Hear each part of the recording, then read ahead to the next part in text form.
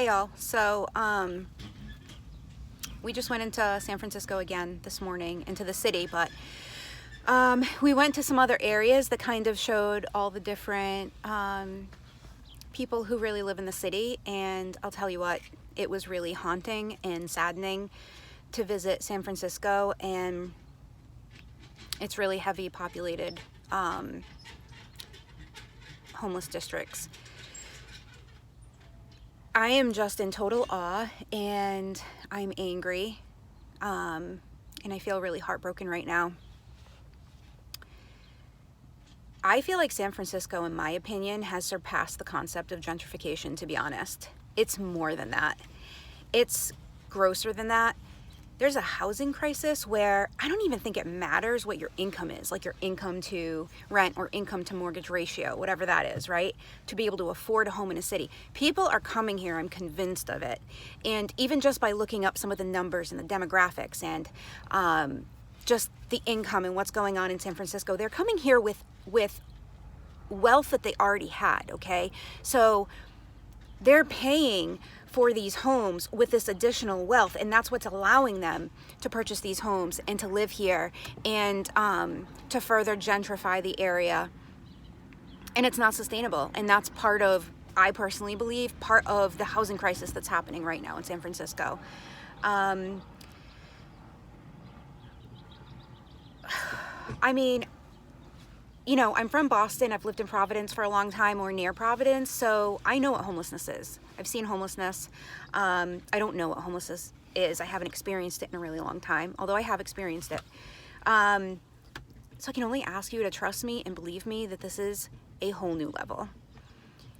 People are sleeping in the sidewalks, soaked in their urine, while being stepped over by what I can only imagine is the new tech engineer, because that's the big job. That's the big thing that gets people here to gentrify the area more. And he's stepping over homeless people that are soaked in their own body fluids, wearing like diamond-studded Tom Ford loafers.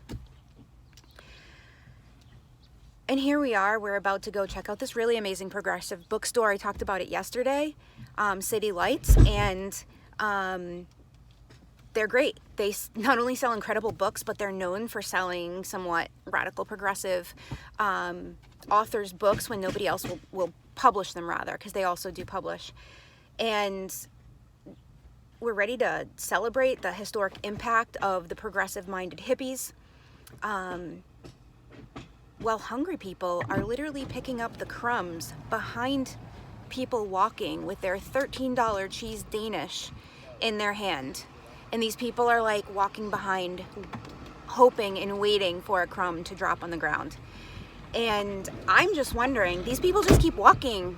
They're literally just walking as if none of this is happening. And I want to know, like, do they see the despair? Or have they likened these poor people to pigeons looking for food? So I'm sorry, I'm really just brokenhearted over it. And I'm thinking, like, I can't take part in this culture, in this part of the city, without taking part of the whole culture. And that means our brothers and sisters that are sleeping on the street right now, experiencing homelessness in one of the wealthiest urban areas of this entire country.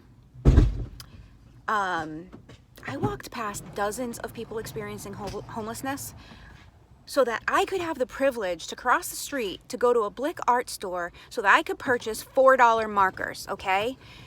I almost couldn't do it. And I just personally think that I'll feel ignorant and hypocritical if I only come and partake in what's considered the fun part of this city without really paying attention to the rest. So I don't know what that means yet, and I don't know what we're gonna do yet, or who we're going to meet today, or how we can make someone's day better, but we're going to do it. And San Francisco needs to figure it out. That's all I got to say.